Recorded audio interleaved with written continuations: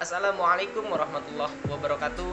Alhamdulillahirabbil alamin wa bihi nasta'in wa ala umurid dunya waddin. Wassalatu wassalamu ala asrofil anbiya'i wal mursalin wa ala alihi wa sahbihi ajma'in, amma ba'd. Puja-puji syukur kita panjatkan kehadirat Allah Subhanahu wa taala, yang dimana Allah Subhanahu wa taala telah memberikan kita berbagai macam nikmat, seperti nikmat iman, nikmat Islam, nikmat sehat walafiat, yang dimana sampai detik ini kita masih bisa beribadah kepada Allah Subhanahu wa taala, sehingga sampai detik ini juga kita masih bisa menuntut ilmu, yang dimana itu adalah kewajiban kita sebagai umat muslim.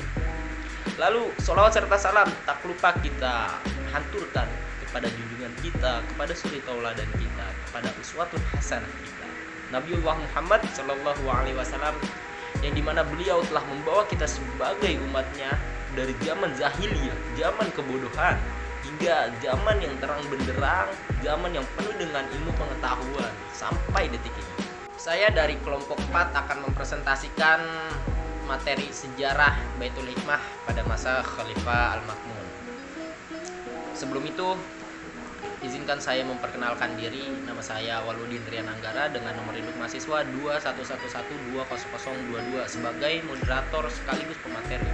Dan juga kawan saya Muhammad Dede Jamaluddin dengan NIM 211120022 yang kebetulan dia tidak bisa saya kontak, sehingga saya sendiri yang akan mempresentasikan PPT pada kelompok kami. Baik, langsung saja tidak berlama-lama kita masuk ke materi yang pertama, yaitu Khalifah Al-Ma'mun.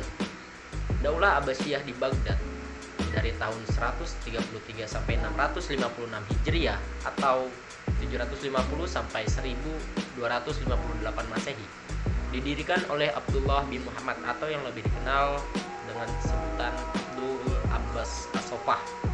Ia lahir pada tahun 108 Hijriah.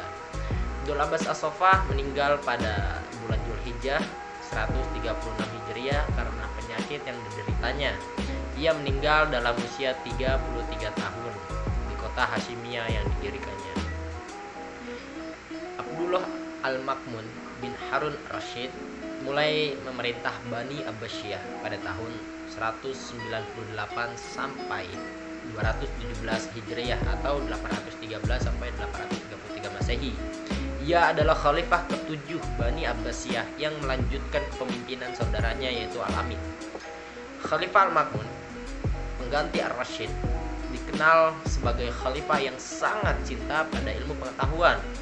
Pada masa pemerintahannya, penerjemah buku-buku Yunani dan Al-Ma'mun mengkaji penerjemah dari golongan Kristen dan penganut agama lain yang ahli. Al-Ma'mun banyak mendirikan sekolah, dan salah satu karya besarnya yang terpenting adalah pembangunan Bait Al-Hikmah yang digunakan sebagai pusat penerjemahan dan juga berfungsi sebagai perguruan tinggi dengan perpustakaan yang besar. Maka pada Al-Ma'mun inilah Baghdad mulai menjadi pusat budaya dan ilmu pengetahuan. Selanjutnya, materi sejarah Baitul Hikmah sebagai lembaga kajian keilmuan pada masa Khalifah Al-Ma'mun. Pada masa keemasannya, Baghdad adalah ibu kota dinasti Abbasiyah dan juga pusat dunia Islam. Seniman, teknokrat, ilmuwan, pujangga, filsuf, dan saudagar yang hidup pada masa itu berkontribusi terhadap perkembangan di bidangnya masing-masing, yakni seni, industri, hukum, literatur, navigasi, filsafat, sains, sosiologi, dan teknik, baik yang dikumpulkan dari masa sebelum itu maupun yang dikembangkan setelahnya.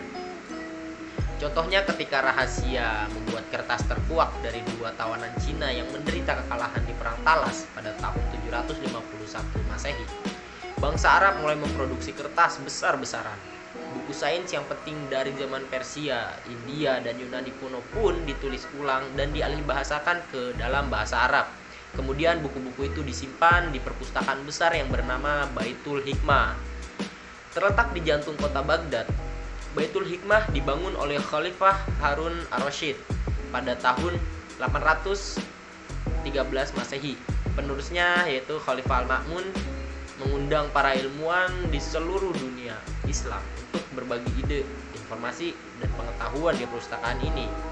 Al-Kindi dan Al-Khwarizmi adalah dua dari banyak saintis muslim yang belajar di Baitul Hikmah.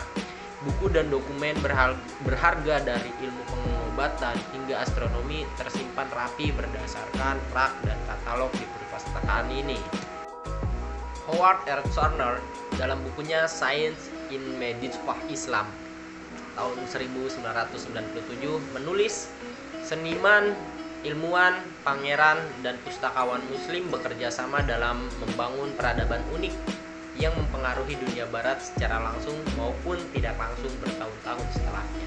Baitul Hikmah sebagai pusat lembaga keilmuan pada masa Khalifah Al-Ma'mun telah memberikan banyak kontribusi terhadap perkembangan ilmu pengetahuan. Di antaranya yaitu pertama, Baitul Hikmah menjadi pusat pembelajaran. Transfer pengetahuan dilakukan langsung dari guru ke murid tanpa institusi khusus. Tak lama kemudian madrasah mulai tumbuh di kota ini.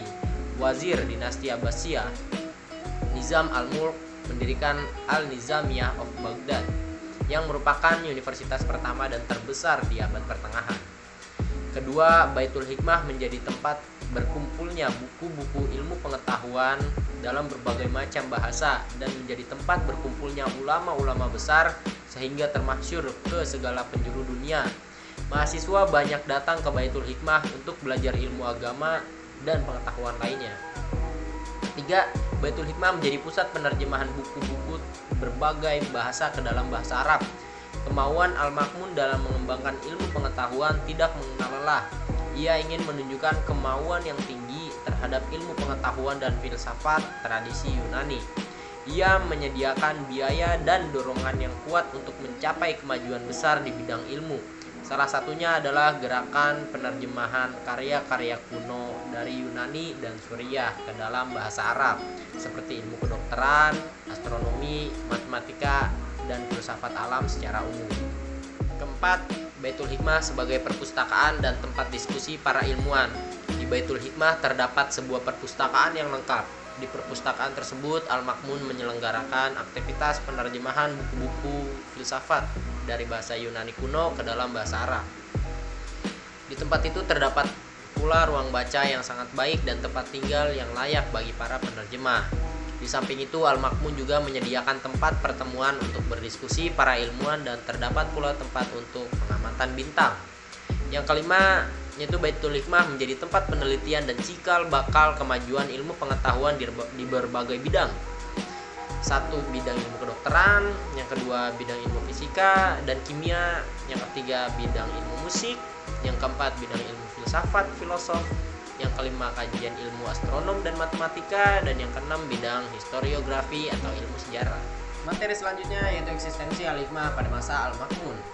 Dinasti Abbasiyah di masa kepemimpinan Khalifah Al-Ma'mun yang memerintah dari tahun 198 sampai 218 Hijriah atau 818 sampai 833 Masehi mengalami kemajuan yang sangat pesat di berbagai ilmu pengetahuan. Untuk mengikuti perkembangan ilmu pengetahuan saat itu, Khalifah Al-Ma'mun memperluas Baitul Hikmah atau Darul Hikmah yang telah didirikan oleh ayahnya Harun Ar-Rasyid sebagai akademi ilmu pengetahuan pertama di dunia. Baitul Hikmah diperluas menjadi lembaga perguruan tinggi, perpustakaan, dan tempat penelitian. Lembaga ini memiliki ribuan buku ilmu pengetahuan dan memiliki banyak sekali kegiatan yang bertujuan memajukan ilmu pengetahuan. Kegiatan-kegiatan yang dilakukan di Baitul Hikmah membawa dampak yang luar biasa bagi perkembangan ilmu pengetahuan, terutama kegiatan penerjemahan buku-buku berbahasa asing ke dalam buku bahasa Arab. Imbas dari penerjemahan ini adalah munculnya buku-buku pengetahuan dalam berbagai bidang yang telah diterjemahkan ke dalam buku bahasa Arab, yang tentunya mempermudah masyarakat pada saat itu untuk mengkaji berbagai ilmu yang dikehendakinya. Karena tersedianya fasilitas inilah, pada masa itu lahir banyak tokoh ilmu pengetahuan dengan karya-karya mereka di berbagai bidang, yang pada akhirnya buku-buku tersebut banyak yang dijadikan acuan oleh para ilmuwan modern saat ini. Sains dan teknologi tersebut kemudian diwariskan kepada generasi dan peradaban modern, serta turut memberikan andil yang amat besar bagi proses kebangkitan kembali bangsa-bangsa Eropa. Bisa dikatakan kebangkitan kembali bangsa Eropa yang memicu proses industrialisasi besar-besaran di Eropa dan Amerika tidak akan muncul jika para pionir Eropa tidak pernah belajar kepada kaum muslim. Berkah perang salib yang berkecamuk hampir selama 2 abad antara kaum muslim dan Eropa yang Kristen telah membuka mata bangsa Eropa terhadap kemajuan sains dan teknologi yang dimiliki oleh kaum muslim. Mereka masih sempat merampas buku-buku dan berbagai manuskrip kuno yang merekam perkembangan sains dan teknologi yang disimpan di perpustakaan-perpustakaan milik kaum muslim, meskipun sebagian besarnya mereka bakar. Mungkin itu saja yang bisa saya sajikan, yang bisa saya presentasikan. Kurang lebihnya saya mohon maaf karena kekurangan itu datangnya dari saya sendiri, dan kelebihan ilmu pengetahuan itu datangnya dari Allah Subhanahu wa taala. Maka dari itu saya di sini sebagai pemantik daripada diskusi saya dengan teman-teman, saya buka sesi pertanyaan setelah ini. Terima kasih. Wassalamualaikum warahmatullahi wabarakatuh.